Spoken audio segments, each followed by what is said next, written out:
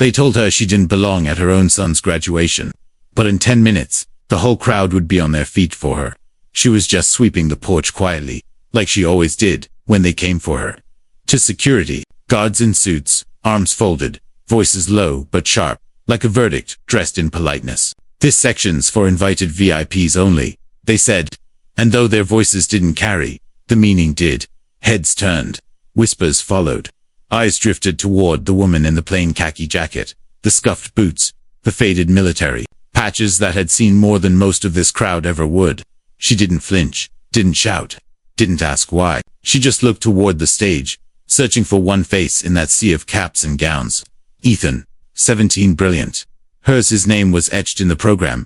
As valedictorian, that stage, he'd earned it. And so had she. But the guards gestured. Again, a gentle wave, hiding something not so gentle. So June Maddox stood. Not because she agreed, but because she knew exactly how this town worked. This place wasn't built for her. These rules weren't written by people who looked like her, lived like her, fought like her. If you've ever been told you don't belong, not because of what you did, but because of who you are, you know this moment. You've lived it. And if not, stay. Because in about 10 minutes, that very stage, that very crowd, even those guards, will all fall silent. Not because June raised her voice, but because someone else finally would. Her seat had her name on it. Maudio X taped neatly on the back of a folding chair. 4th row. Not VIP, but close enough to see her son's face when he walked across that stage. She'd arrived early, slipped in quiet, nodded politely at the usher, and sat with her hands folded in her lap, like she didn't want to take up more space than necessary. The canopy above her was white, the kind they rent for fundraisers and alumni brunches, and the chairs were arranged in perfect little rows, just like the lives of most people in them. She wore her jacket, the same one from her service days. Khaki, regulation cut, edges softened by time. The name patch, Maddox, barely visible now. Her boots were polished but worn. Her hair pulled back with care. She didn't dress for status. She dressed for truth. And she sat still, watching the quiet chaos of wealthy parents drifting in. The whispered greetings. The laughter that always came too loud when privilege didn't feel watched. It took less than 10 minutes for the first crack to show. Mrs. Bellamy arrived, wrapped in coral silk, sunglasses perched like a crown, her husband 2 steps behind, carrying her monogrammed cushion and that ridiculous fan she used for migraines. She scanned the rows and saw June. Then came the sniff, small, sharp, and deliberate. Leaning toward another mother in floral chiffon, she whispered just loud enough to wound. "I thought we were keeping the photo section clear of clutter." And just like that, the air shifted. A note was passed to the principal. A glance, a nod. And security was dispatched. Not to create a scene, just to quietly erase one. That's how they do it in places like this. Not with noise. With quiet, little cuts. The kind you don't see coming until you're bleeding. "Ma'am," one of them said, voice smooth as glass. "Would you mind stepping aside? We may need to make space for some last-minute arrangements." June looked up. Calm, composed. "This is my seat," she said, her voice steady, almost gentle. "My son is the valedictorian." "Yes, ma'am," the second guard replied, nodding as if sympathy was part of his uniform. "It's just a temporary adjustment. We'll be sure you still have a great view." She didn't argue. She simply pressed her fingers tighter around the folded program in her lap, the one with her boy's name printed in bold. Then she stood, collected her things, and followed them. Not far. Just 1 row back, then 2, then 5. A mother from the fundraising committee needed a spot up front. Then another board member. Then a donor. And inch by inch, moment by moment, June was moved quietly, methodically, until she landed in the 10th row. The banner above her sagged slightly. "Congratulations, class of 2024. No one sat beside her. No one made small talk. Around her, the air buzzed with chatter about lake houses and college scouts. Perfume lingered like privilege in the breeze, and beneath it all, the smell of fresh mulch, and something sharper, erasure. But June didn't fidget. She didn't look around to see who had watched her fall. Her eyes stayed forward, locked on the stage. On him, Ethan stood tall, near the platform, robe pressed, shoes shined, face calm, the kind of calm she had taught him, the kind that doesn't flinch, doesn't show pain, doesn't give them anything to feed on. He didn't know they'd moved her. Not yet. And June wanted to keep it that way. Let him think she was still in the 4th row. Still right where she was supposed to be. She'd taken enough hits. She could take this one too, quietly, if it meant he'd never have to. Mrs. Bellamy had settled in now, in June's original seat. She fluffed her silk wrap, popped open a compact mirror, and reapplied her lipstick like nothing had happened, like she hadn't just erased someone from her own son's story. The usher brought her a chilled water bottle. A photographer wandered by and snapped a candid as she tilted her face toward the light. The flash caught June from the 10th row. She turned away, not because she was angry, not because it hurt, but because she was tired and steady. She had seen this performance before. She knew the choreography, but far beyond the stage and the rows of crisp white chairs, beyond the donor booths and catered tables, something was happening. 6 men stood at the school's perimeter. They weren't talking. They weren't fidgeting, but they saw everything. No uniforms, just pressed shirts, polished shoes, and that unmistakable posture. Straight backs, calm eyes, shoulders built. From burden and habit, from carrying weight no one ever sees. They didn't come to be seen. They came because of a promise. Because of a message received months ago. Ethan Maddox, graduating. That was all it said. It was enough. They hadn't told June they'd be there. They didn't have to. Because some debts don't need reminders. Some loyalty doesn't fade, even when the uniform does.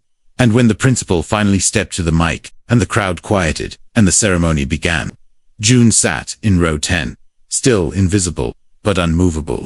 Because they had taken her seat, but they could not take her place.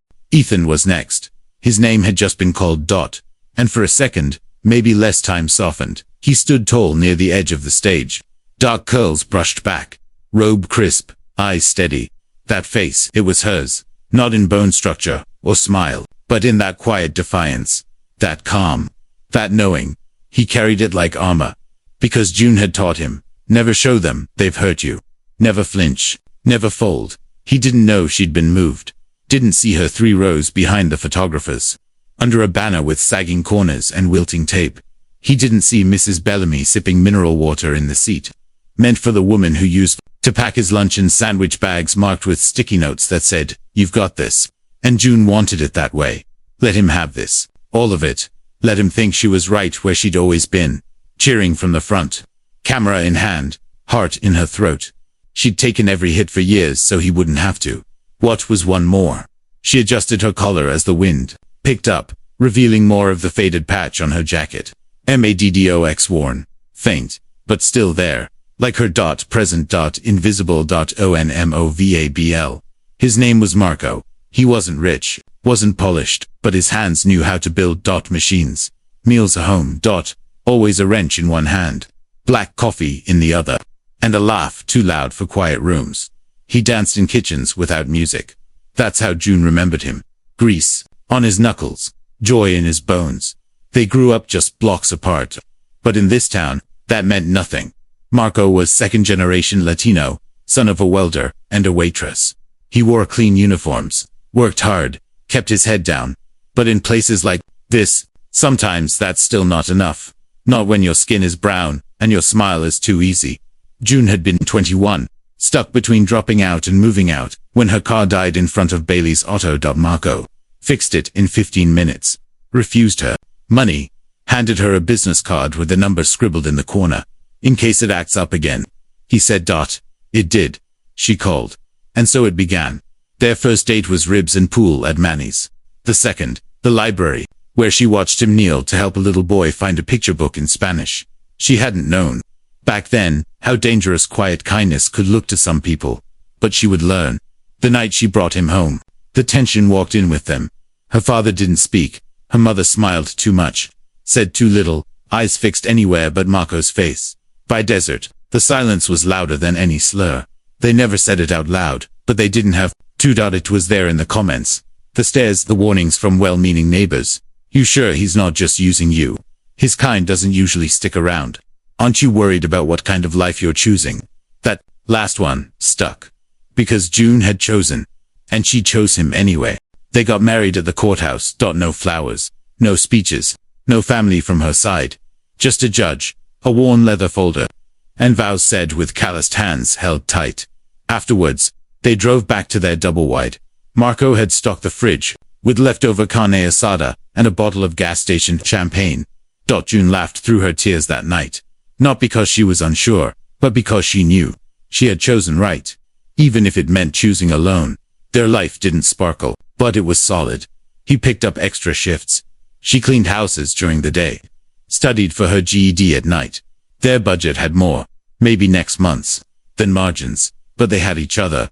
And when Ethan was born, $37 in savings, a freezer full of frozen waffles, and a baby boy with a full head of black hair and Marco's big, wondering eyes. That was enough. That was everything. They carved a home out of early mornings and late dinners, out of checkbooks balanced down to the last coin, out of small joys, like movie nights on a borrowed couch and Sunday pancakes that stuck to the pan. It wasn't perfect, but it was theirs. June fell in love all over again with her son, with the man who sang off-key while rocking him to sleep, with the quiet strength they were building, day by day. But good things, they never last in full bloom. And what came next? It didn't just take Marco. It tried to take everything. It happened on a Tuesday, a regular morning, the kind where you don't know your whole world is about to split open. The lift cable snapped. One worn link. One corner cut. Marco had climbed under the car himself. The young trainee hadn't shown. And Marco never let work pile on someone else. It was quick, brutal. By the time June reached the hospital, there was nothing left but silence and signatures. The garage denied fault. The safety reports were inconclusive. No one was fired, no changes were made. The case was quietly dismissed. Insufficient evidence, they said. But June knew better. She knew what it meant when a brown man died under a machine and no one looked. Too hard. There was no funeral crowd. No casseroles delivered to the door. Just the cold hum of the fridge and Ethan's small shoes by the door, waiting for someone who would never walk in again. She carried their son down the porch steps with a baby bag in one hand and grief in the other. The neighbors watched from behind. Curtains. No one opened a door, not even to say sorry. One envelope came in the mail, no return address, just two $20 bills folded around a note that read, "God bless you." Another woman from the post office left a sympathy card in her mailbox. That was it. The world didn't pause. It barely blinked. And June, she didn't scream, didn't break, she just kept going. Because that's what you do when there's no one left to catch you. You learn to hold yourself up, and someone else too. The principal tapped the mic.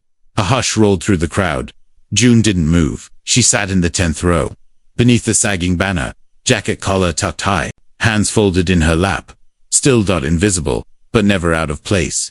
Because while they had taken her seat, they could not take her presence on stage. Ethan adjusted the microphone. He unfolded a piece of paper, handwritten, corners worn. And then, he looked up. His eyes scanned the crowd, past the VIPs, past the board members, and landed, finally, in the back rows.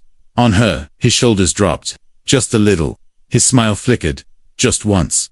And that was when June knew. He saw her, didn't wave, didn't cry. She simply nodded once, and sat taller in her chair. Ethan cleared his throat. "My name is Ethan Maddox," he began. "And I stand here today because of one woman who was told to move, to step aside, to make space." He paused. The crowd shifted, but never once asked for permission to raise a man. Gasps echoed in the air. Mrs. Bellamy stiffened. The guards looked to each other, unsure. Ethan continued. She wore boots instead of heels, scrubbed floors instead of sitting on boards, and when she was told she didn't belong, she showed up anyway. The applause started slow, a ripple that turned into a roar. June didn't stand, didn't bow her head, she just sat there, as proud as the day she first held him. Because this moment, this was hers too. She wasn't a guest in this story. She was the foundation it was built on. And finally, everyone saw it.